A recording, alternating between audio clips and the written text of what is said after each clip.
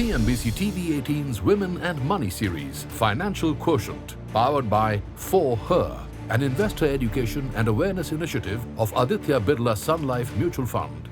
Hello and welcome to CNBC TV 18's Women and Money series presents Financial Quotient, powered by For Her, an investor education and awareness initiative of Aditya Birla Sun Life Mutual Fund. I'm Sumaira Abdi. Now today we'll be talking about creating and managing your investment portfolios and the key reason why portfolio building is helpful for anyone. So joining us today in our endeavor is one of our experts, Alpa Shah, founder of Empower Small Steps Education. Alpa, thanks very much for joining in. And I want to begin by asking you exactly this question, why portfolio building is so helpful to just about everybody? First and foremost, we must ask why and how in our life every time, whatever we do. And I don't think that we have that kind of time that day in, day out, we can really look after our investments and portfolio, etc.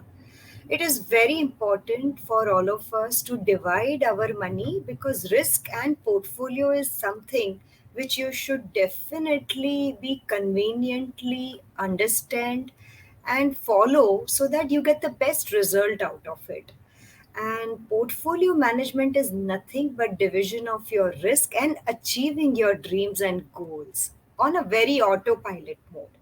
So, personally, if you ask me, nothing can beat managing your portfolio efficiently so that it gives you proper results on time to time basis without any much of stress, day in, day out. You don't have to do much about it. Well, Alpa, on a practical basis, how do people tie in their portfolios with the goals that they have? Practically, if you ask me, to a certain extent, you can manage your large cap portfolio, right? It's not much of a difficult task for anybody to find out two stocks from few sectors.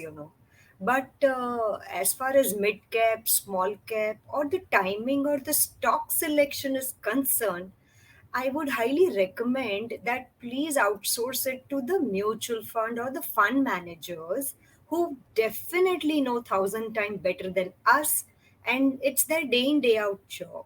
So I'm sure they will do a greater job in terms of managing the portfolio and giving you proper returns. At the same time, they know how to manage the risk also. But Alpa, what I mean is that the construction of a portfolio for, say, a near-time goal, like maybe buying a house or some such, would be very different from the way somebody would have to construct a portfolio for, say, a child's education, which could be at least 2 decades away, or even retirement, which could be, 3, 4 decades away. So how do they map it to their goals? As you rightly mentioned, that every goal or dream or aspiration in our life have different kind of time horizon, and of course your risk taking appetite is absolutely different than others. So if your time horizon is very short term, like say 1 day to 1 year, then nothing else but liquid mutual fund is the best, or cash we call it. If your horizon is say 1 year to 3 years, if your daughter is getting married, or if you have something to pay after 3 years and you're investing for that goal, then obviously you have to consider debt mutual funds.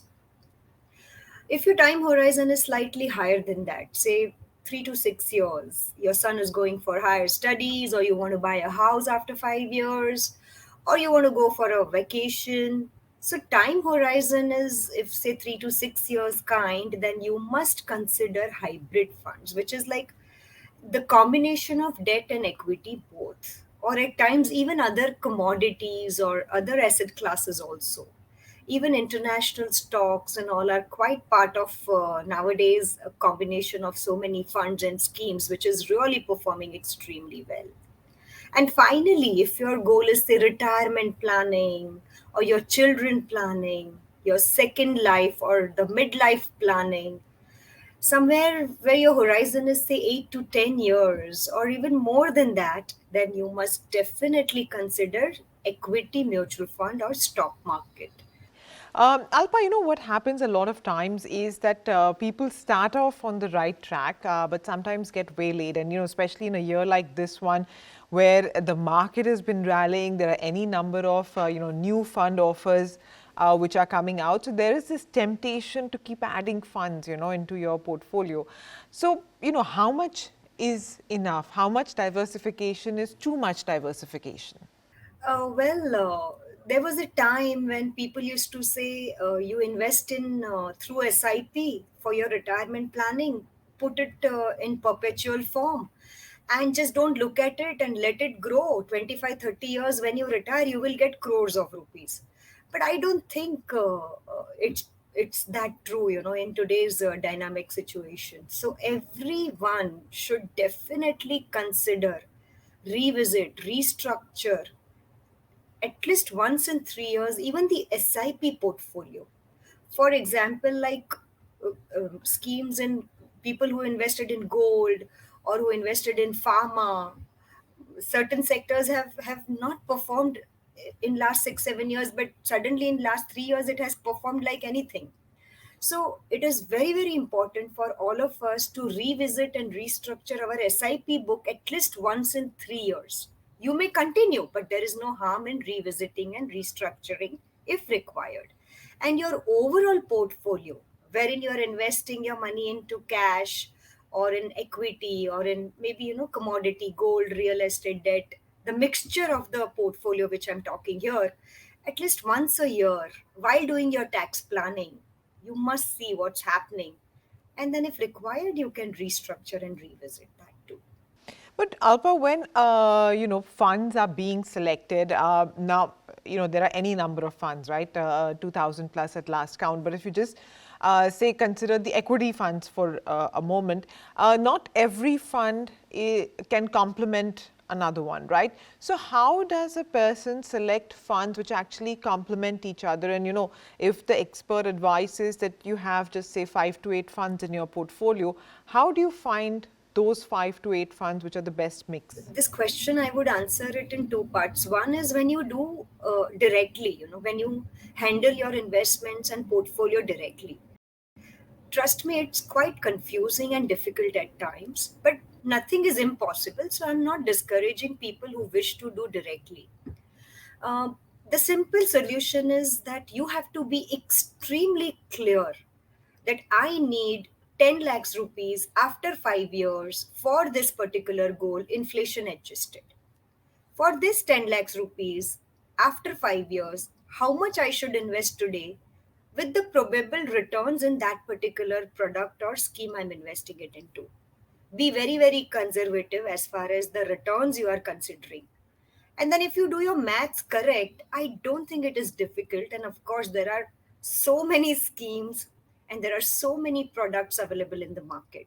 So that is where the basic financial literacy and education comes into picture. You will surely have to come forward and understand what suits you and what exactly you want. And if you go through the advice or the experts, nothing can beat that. Everything I can do on my own. I'm a superwoman. But I have support function. I always take advice from the experts because not that I don't know, but I need that little push. I need that motivation. I need that right timing. And for that, leave everything on the expert or the financial planner or the mutual fund distributor who exactly knows and who will guide you and suggest you properly. In terms of creating the portfolio, suppose you've got the basics right. Now, over a period of time, especially for longer term goals, your risk appetite will change as you progress towards your goal, right? Um, does the portfolio need to change and adapt to that? There are three kinds of portfolios on an average, and I mean, broadly, I could say conservative, moderate, and aggressive. So when you are young, you drive car at obviously 100 speed, but over a period of time, when you grow older, I don't think that you will be driving the car, or maybe you will have a driver. You will be so scared to drive the car. So obviously, your risk-taking appetite and your nature changes. So, depending upon your age and your risk taking appetite and your goals, you should surely consider to restructure your portfolio. I'm not saying that every year you should change or every 3 years you should change. There is nothing which is 100% foolproof or thumb rule. But at least every 5 years, you have a look at it because there are so many new things, new products, new methods, new avenues. Continuously, it keeps on coming, which are investor friendly. So, if you just make your life on a very process driven mode, it helps. Alpa, just one final question. Since you had mentioned that it would be helpful to, sort of take help from a financial advisor, what are the questions, or, how does one select an advisor? What is it that you must, the 5 things you must know about your advisor or ask them, which can help an investor to actually, select an advisor who's best suited for that particular investor?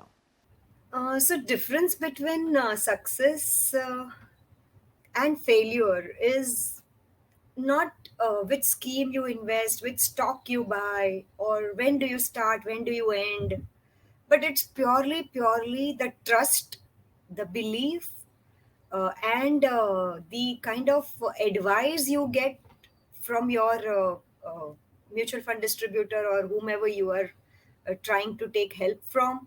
And of course, the kind of asset allocation he or she is designing for you. I'm a firm believer of that. Of course, there is no one whom you can just trust blindly. I never meant that. But uh, somebody whom you feel that understands you well and who's very ethical and who understands to a great extent the markets, and who's well read person, who's not just selling you a particular product but who's also having the patience to listen to you, who's also a very big critic of you, who's also telling you that this is not correct for your investment or your life, and who's also telling you that, look, I know better than you, so please do as I say. So, that kind of authority, if that person has, I'm sure he or she is doing fantastically well what they're supposed to do for your money, for your life. So, I think somebody who can play a role of your mother, teacher, or somebody who's your critic, I think you should definitely go for such a financial advisor, and it really works. I myself have a very nice uh, financial advisor who keeps on telling me, who keeps on SMS, sending me messages, because we are all quite busy and caught up at times, in our routine life. It's their role, it's their job to guide us and remind us that, look, this is what you're supposed to do. All right, Alpa, thanks very much for joining in and for talking about, how to sort of set up a portfolio which is successful in helping a person meet their goals. So thank you very much indeed. And thanks very much to all of you for watching. I hope this has been helpful. Stay safe. CNBC TV 18's Women and Money series, Financial Quotient, powered by For Her, an investor education and awareness initiative of Aditya Birla Sun Life Mutual Fund. Mutual fund investments are subject to market risks. Read all scheme-related documents carefully.